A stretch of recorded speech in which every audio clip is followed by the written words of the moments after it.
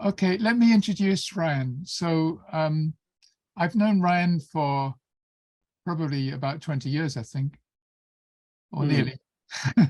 And during that time, he has been a very active ETJ organizer and volunteer, especially running the Tohoku Expo. So I've worked very closely with Ryan, and it's been great. And I'm also hoping that, at some point, Ryan is going to be taking over quite a few of the things I'm doing. So I have great, trust in him. And he's the owner of My English School, which has schools in Yamagata and in Osaka. And I visited his school, and it's wonderful. It's great. And so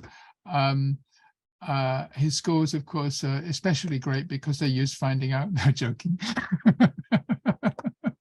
And he has developed some, very good materials which can be used with Finding Out or independently. And he's going to talk about them today. So over to you, Ryan.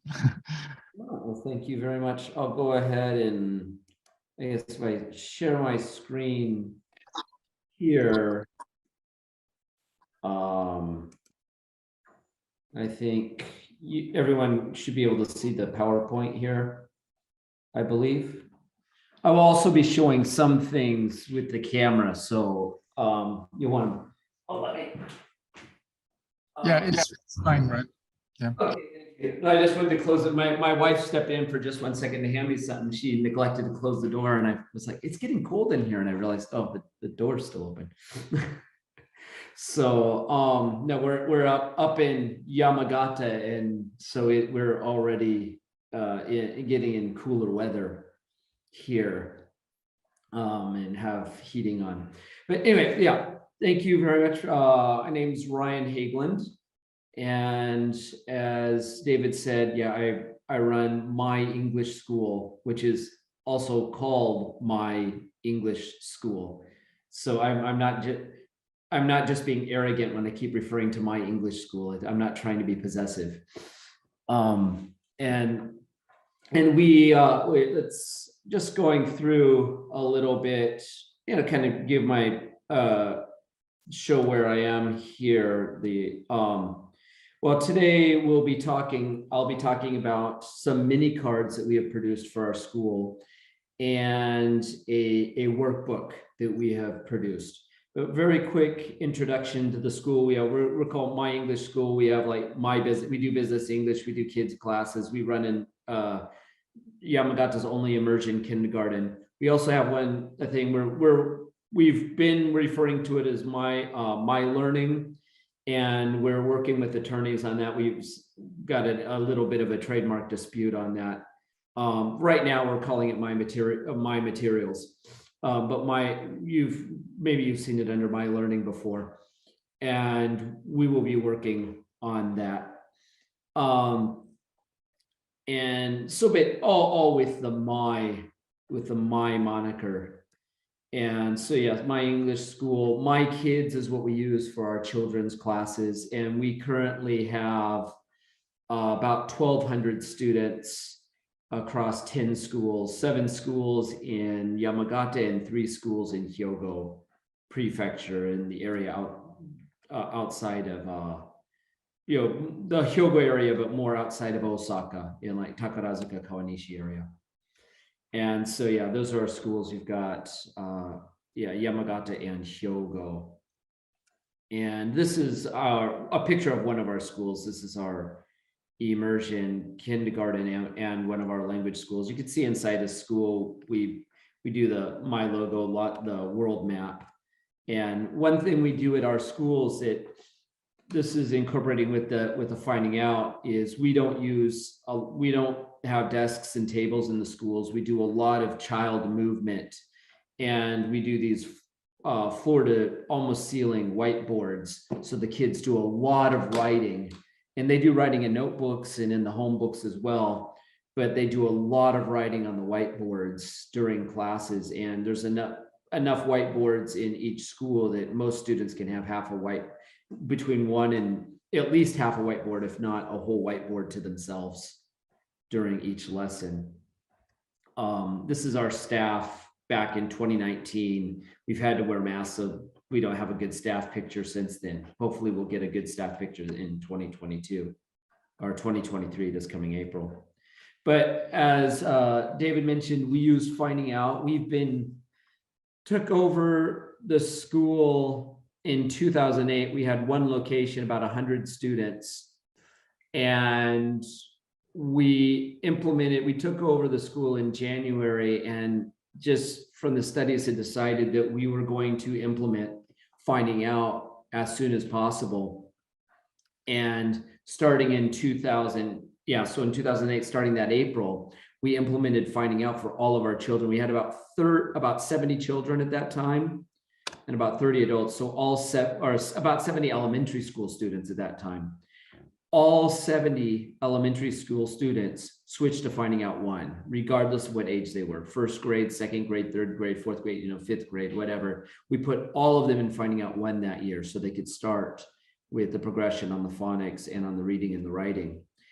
And much, not as large as David grew, but in the time since 2008, like I said, we've grown from 100 to 1,200 students, and in a much smaller prefecture than Hiroshima. Yamagata is only about 1 million people for the whole prefecture. And Finding Out has been a huge part of that growth and developing a reputation for quality education in the area. With using Finding Out, one of the things we had a couple things that we wanted to address, that we wanted to improve upon with materials. And we use a lot of the outside materials. We've used, for example, Greg's, Fun Kids English, his Fun Phonics Readers, for example, to increase the reading opportunities for students. We're going to be, later on today, Adam Cardos will be presenting, and we will be implementing his Gamerized Dictionary with our first year students starting in April. But we also wanted to increase opportunities for the children, for the students to study at home, to have some cards, mini cards that they could take home, and also to increase their level of listening practice with the reading and writing that they had when they went home. So my staff developed some extra supplementary materials that we use that we've decided to make available as well. And so I will be introducing, first thing I want to introduce are our mini cards. And if you take a look, you'll see behind me, these, we have the mini cards here on the board, and that's where we store them. What the mini cards are is, one second. I'll grab 5 of them here. Is we wanted, Finding Out has some wonderful flashcards, and we use the flashcards in all of our classes. Because with 10 schools, 1 to 3 classrooms in each school, I don't know how many sets of the Finding Out flashcards we own, but we own a lot. And when the students go home, they don't have something to play with, something to manipulate themselves. So we created these mini cards, and what they do is, if you look at just one card, it's pretty simple. What we do is we just have it has just the lowercase letter. We purposely only put the lowercase on here so that students can put them together more easily. And then it has the uppercase in the bottom right here.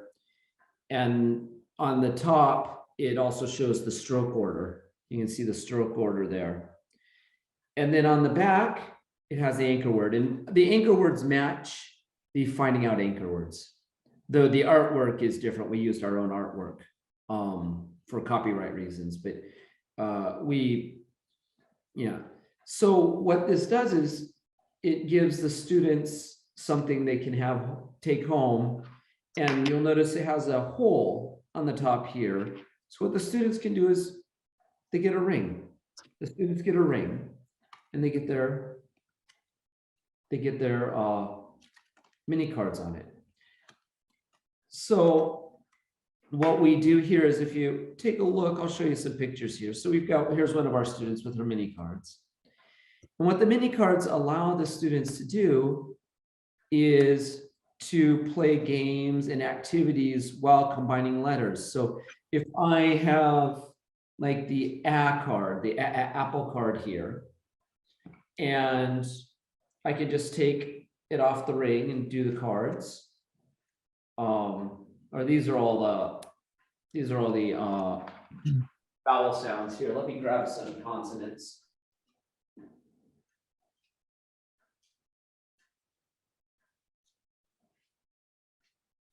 And so what allows them to do is they can play with the cards. So when they come into our school, for example, one of the first things they do after they've checked their homework, they sit down and then they play with, they play a game, or they get out their mini cards and they start saying combinations of letter sounds to each other. So a student will say ag, and you get the a, g, ag, apple, g, gorilla, ag, and they can put those together and ask each other, is it okay? Ah, yes, it's okay. So you can see a picture here. That's this teacher handing out the cards. You can see here, the kids are playing with the cards, setting up, and playing with the card combinations.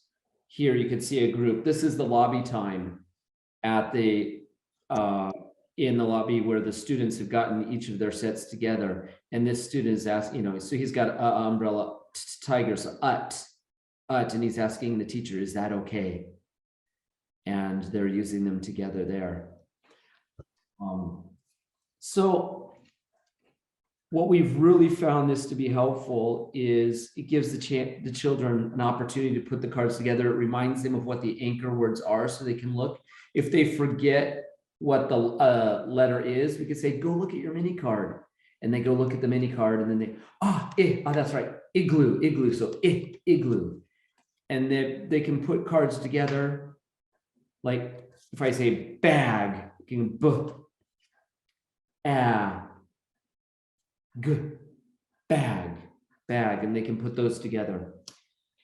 One significant feature for the teacher and for the owner of a school, I think for us in developing these cards, was we wanted something that the students could receive over time. There are many phonics cards and phonics apps out there, but many of them, the students get a whole stack of cards together. And this is what the ring looks like with all of the, we have 56 cards. All of the cards together looks like this. If students come in, they're just starting phonics. They're like, the teacher's like, bam, here are your phonics cards. That's just overwhelming. That's way too much for them. They get really nervous and scared.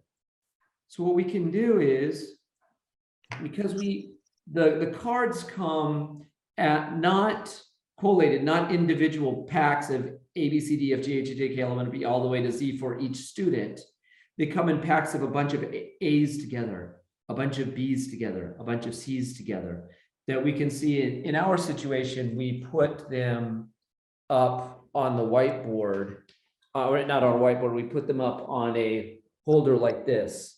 So as you can see here, we've got a stack of apple cards together that we just have on hooks here in the classroom. Or in this case, we don't have them in the classroom. I have them in the classroom right now. Normally we'd have them in the materials room. We have them there, and what we can do is we hand the cards out when the students need them.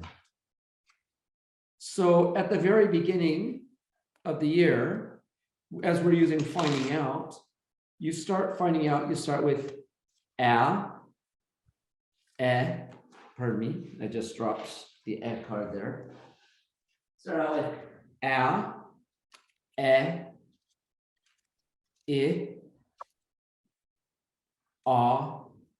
and You start out with those. We just hand these 5 out to the students. Or if we do just one day, we hand out just the card. We hand them out, just those 5 to the students. Then over time, the next unit, when we cover B, when we cover B, D, G, and T, we can hand those out to the students. And then the students simply take those new cards, add them to what they have, and now they've got 5 cards on their ring. And they can play around with those. And the next unit, they add the cards to the next, then they add the cards at the next unit. If you're receiving packs of cards where sets of A through Z and all of the double letter phonics are already there, then trying to hand them out one at a time to the students is very complicated and difficult. So in our situation, because we can hand them out just as we're doing them, it makes it much easier. It also reduced costs. So we do sell them in sets of 50. So they do need to be purchased for 50 students at a time. But when you take the cost and do it over 50 students, the total cost comes to only around 400 yen per student for the entire set of cards, and we include the rings. We include the rings with them. So anyway, they are available through ETJ Book Service, but that's something we do. The second resource we created, actually, let me go through the end here. So they've got them on the ring. They can write their name on the card, and we store them like this, as you can see, like I do have behind me. And then those are the students some of our students holding up their cards. We've got, so here's some of the benefits. We can give it to students as they learn the letters. We don't have to give them all as a group.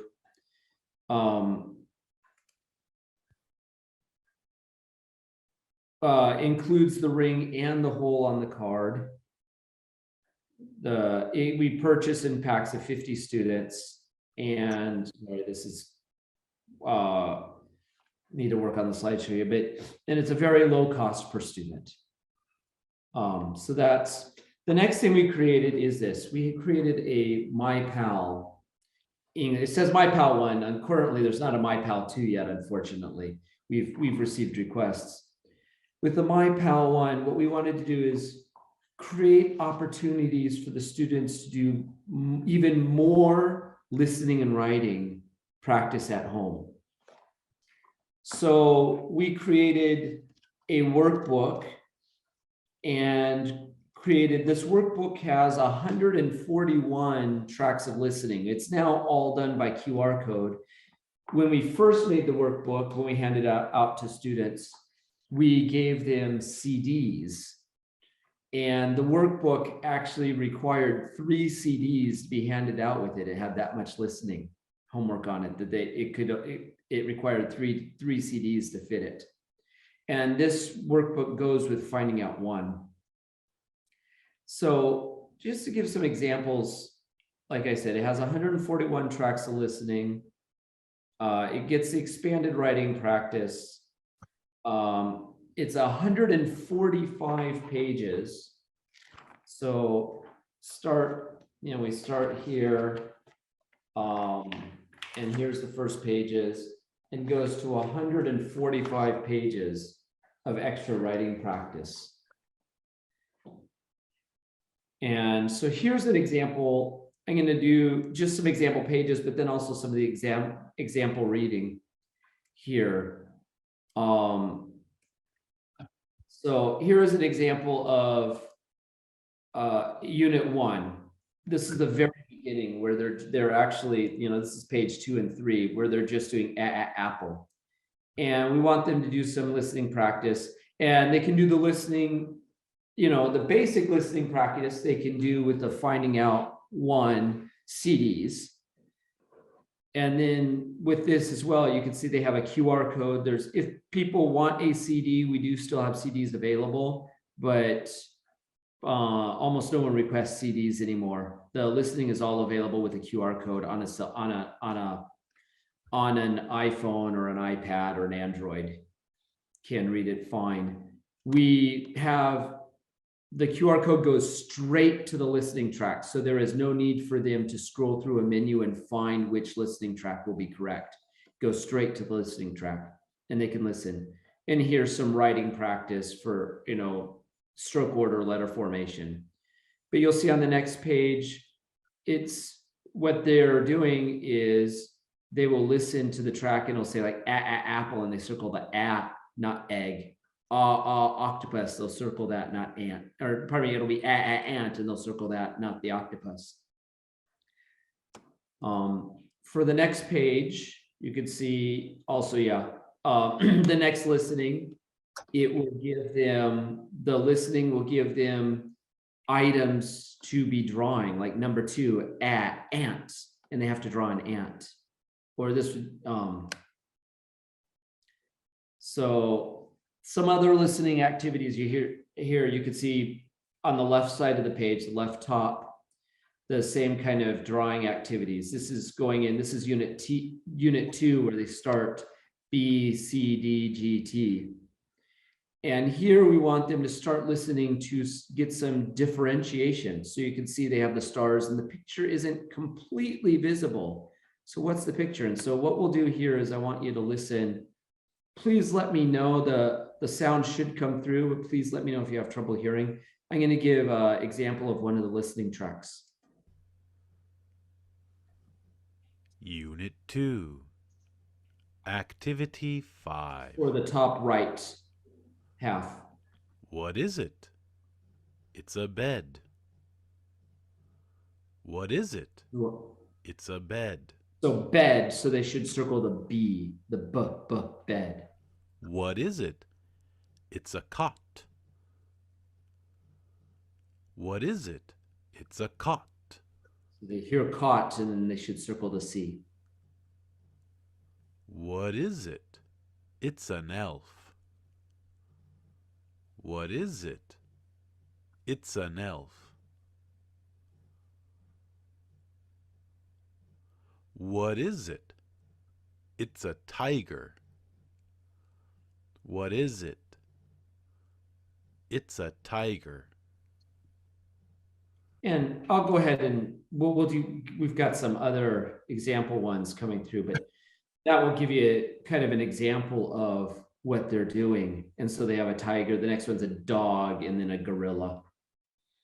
And as they start getting on, more difficult levels, we start trying to get some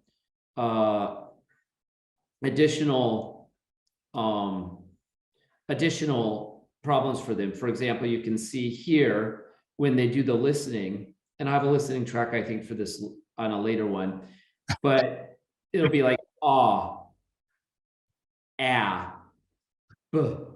And we have pages that you can download from the ETJ book service site that give the answer sheets. We make answer sheets available for teachers to be able to check. But so it'd be b, g, t, ab, odd, ok. And the students then draw the lines to try to go along with what they're hearing.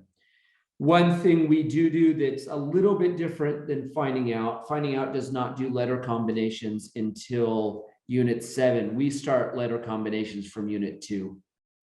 Once the students are able to start doing letter combinations, we start them on 2-letter combinations, even from 2, because they have vowels and consonants at that time.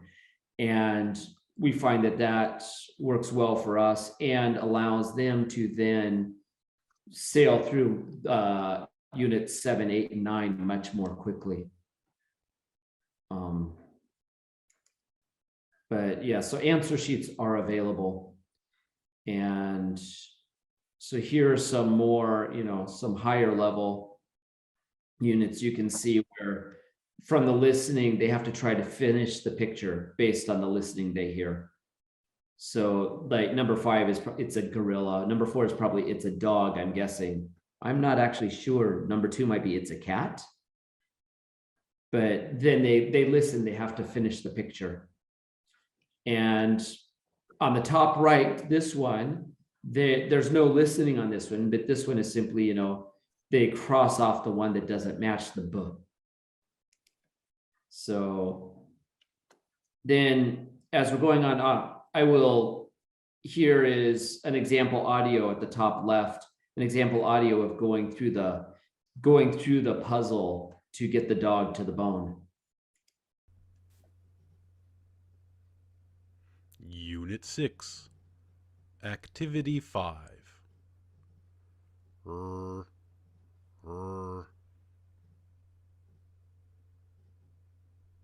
x, x.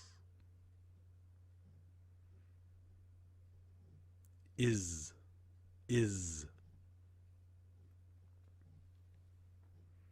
Yos,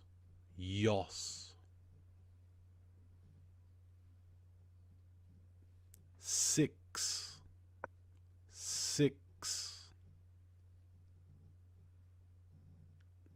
rel,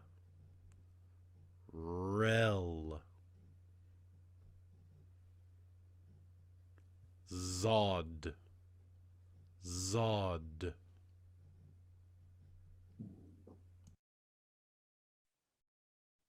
So you can see how they work through that, and they have to try to listen and try to match those. And then next, there'll be sections now where students start reading, having to listen and write longer words. Unit 6, Activity 10. Number 1, Rex.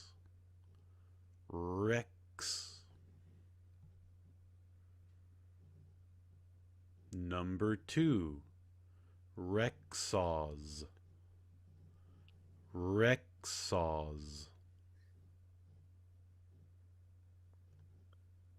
Number 3, Jazz.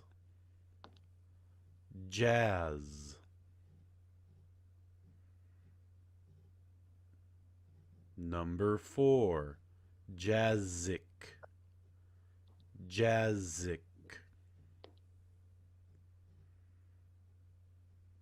Number 5, Yep.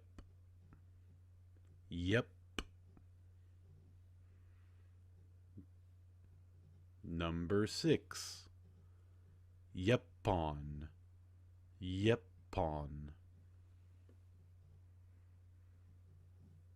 Number 7, Bix.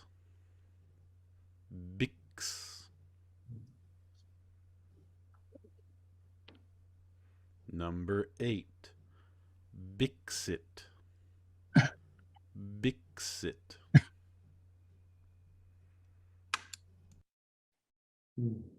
Like with finding out itself, the point here is not whether the words are real words or not, but to be playing with the language and playing with the sounds and giving them, sounds to work with like that.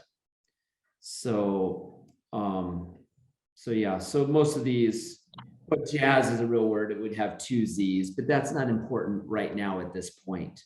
We're teaching them the skill. Like David said, we're working with them on the skill of taking those sounds and playing with them. So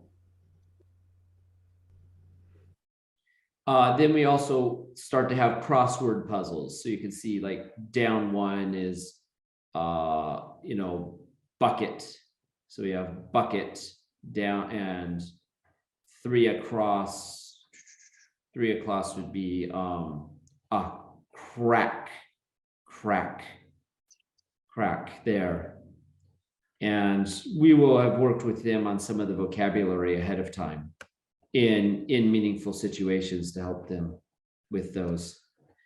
The next one is, as they start going along further on, finding out itself gets into what is it. So we give them more what is it writing practice and using the shadows to try to make it a little bit, as they're trying to discover something, a little bit not so obvious.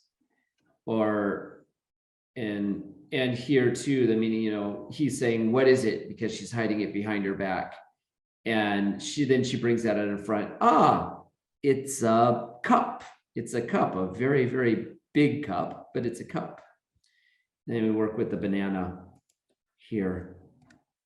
And some more what is it practice with the talking chicken. And then here again, the students are either writing or crossing out and writing based on the listening that they hear. So here's one more. We'll do an example here. Unit 10, Activity 9. Number 1. What is it? It's an album. What is it? It's an album. Number 2. What is it? It's a clock. What is it? It's a clock. Number 3. What is it? It's a bucket. What is it? It's a bucket. Number 4. What is it? It's a desk. What is it? It's a desk. Number 5. What is it? It's a melon.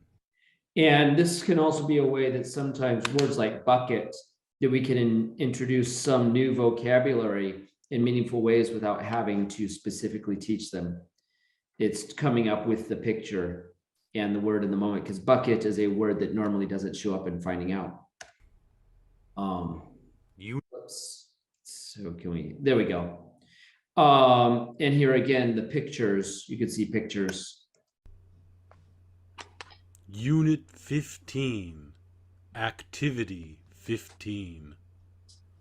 Number 1, bowl, bowl. Number 2, tail, tail. Number 3, train, train. Number 4, goat, goat.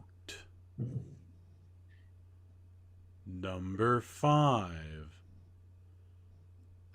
So you can see why I am an English teacher, not an artist.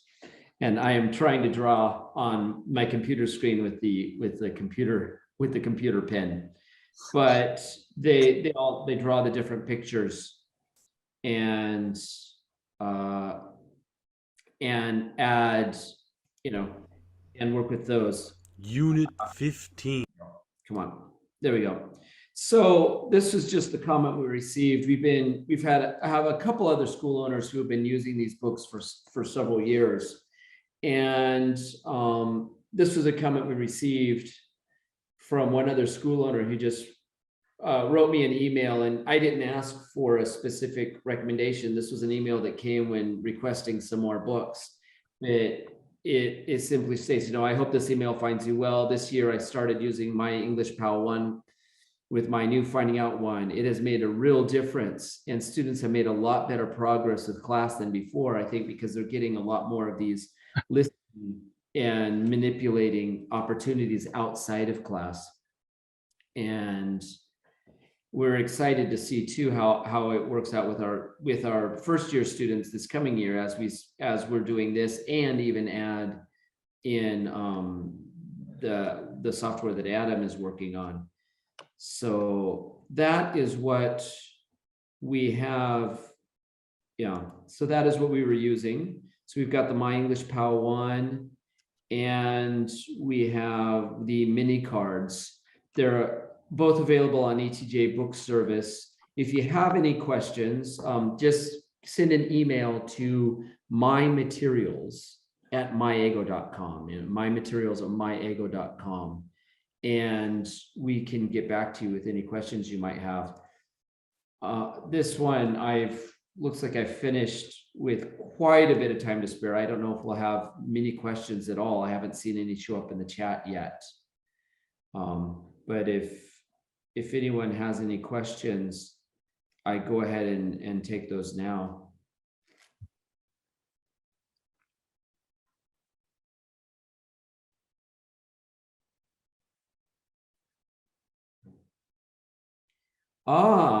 I see the first question. Are we open for a franchise?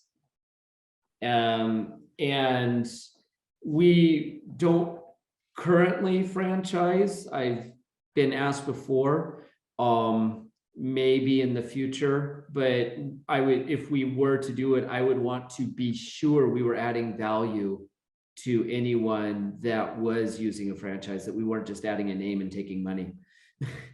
And so right now I would encourage, the use of David Paul's books and other supplementary materials that a lot of them are out there.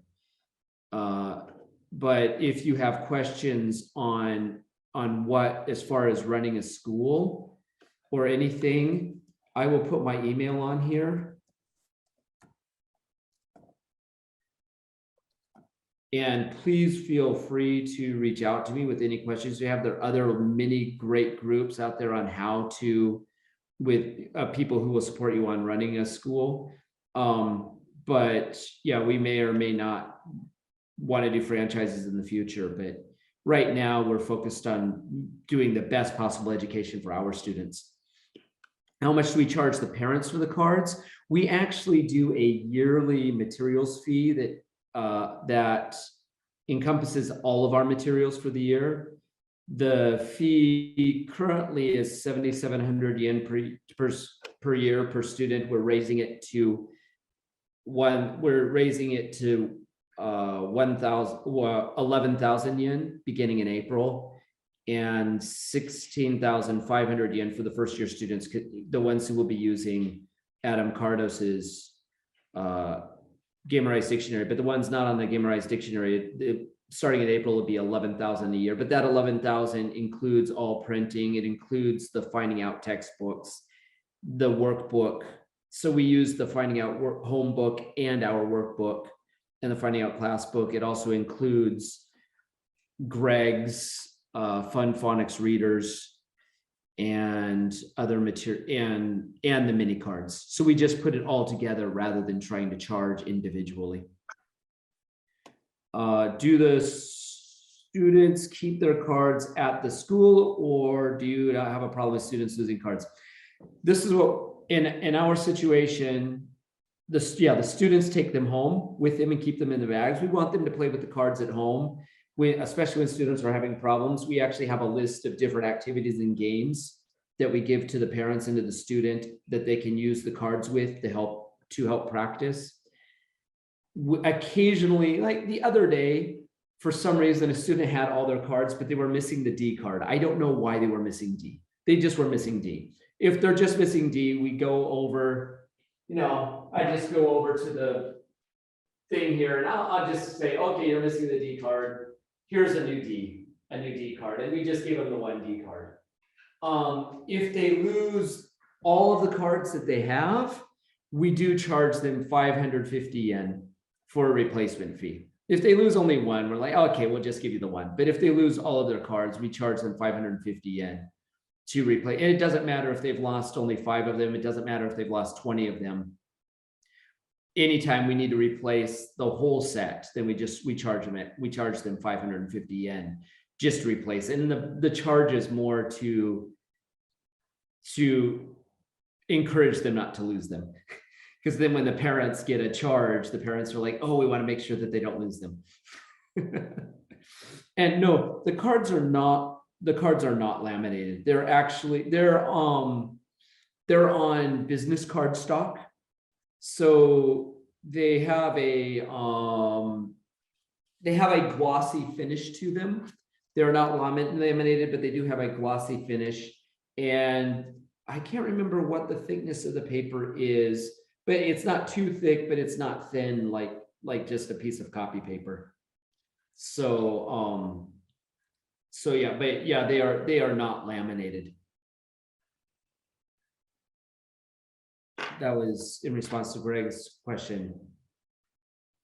And that is a very good, the teachers do not have a larger version of the cards. The teachers use the Finding Out flashcards in the classroom, but creating a larger version for teachers for combining, I mean, that would be that's one idea. But for right now, the Finding Out flashcards fit that need for them to use. Let's say I'm in one of our classrooms right now, and this is our bin, one set of Finding Out flashcards 1 through 5 fits in a container like this, and you can see they have been well loved and used.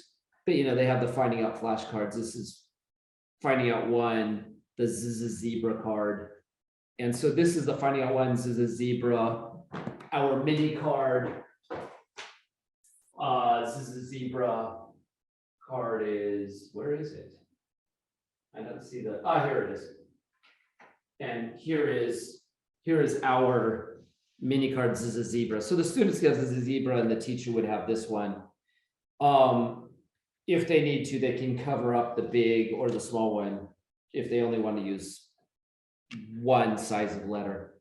But so we haven't seen the need to create, because of the Finding Out flashcards already existing, we haven't seen a need to create a larger set for the teachers to have. So,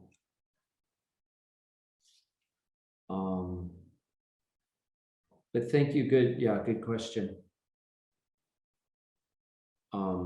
How do the students use the whiteboards? Okay, well, this is a different question. I guess this is just about the school, but sure. We've got, each classroom has the pins. So we've got black, green, red, blue, and red. And when the students come in, one of the things they ask is, may I have a black pin, please? May I have a blue pin, please? They can go over. This classroom right now has 3. I've got the cards hanging on the whiteboard. We wouldn't normally have the cards hanging on the whiteboard. That's just for the presentation. We have 3 of the whiteboards in this classroom. And then we have a partial whiteboard here, and then I'll be adding a second one there. So this classroom soon will have 5 whiteboards. And this is just whiteboard film, but they can do all kinds of things. They can write their names. And I don't know, I'm trying to hold the computer and use the whiteboard at the same time. There we go. They can write their names, or what we could do is if the teachers, one activity I might do is I might draw something. I might write here. Let me get tell me if you can't see. I'm trying. I might write, what is it? What is it? And then slowly draw a picture. What is it? What is it? Is it a car? No, it isn't. Is it a bus? No, it isn't. Is it a frog? Yes, it is. And so the students will run to their whiteboard. The students will run to their whiteboard, and they have to write on their whiteboard. They have to write, it's a frog. And then the teacher can correct, and so they do a lot of writing, drawing in response, and movement in response to what the teacher is doing in the classroom. It might, oh, thank you. It might, thank you, David, for, sorry, I'm done demonstrating now, but but you were right. Maybe I should turn off the screen. I can go ahead and I will turn off the screen share now. If you would like me to show one more time, I can do that. Was that okay? Or I wasn't planning on demonstrating the whiteboard use. It's fine. It was a small picture, but that's fine. So You just have 2 or 3 more minutes, so to wrap up. yeah, if we have videos of the students using the whiteboards. I don't have them available right now, but of just games and activities the students are doing that that I could share at another time if people are interested in use of the whiteboards. So thank you very much. Who gets to clean them after? We have the students erase them. That's part of, in fact, we find especially the younger students, they want to erase them. They're like, and then they have to say, may I erase it? Because unless they ask in English if they can erase it, we won't let them erase them. So if erasing the whiteboards becomes, something like, the question was, I understand who gets to clean them afterwards was the question. And yeah, the students do. And the whiteboards, you just, when they get a little bit dirty or just wiping them with water, never wipe a whiteboard with alcohol.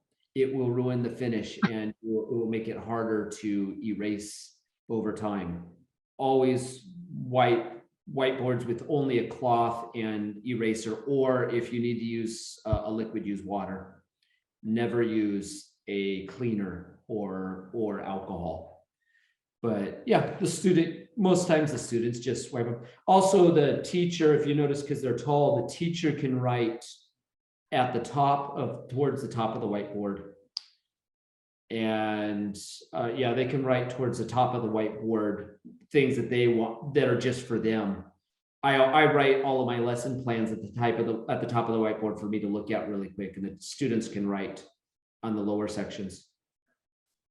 So I believe that pretty much puts me at time. Is that right, David? Yes. Okay. 1 minute, if you want. 1 minute. The last minute, everyone. It's the last minute.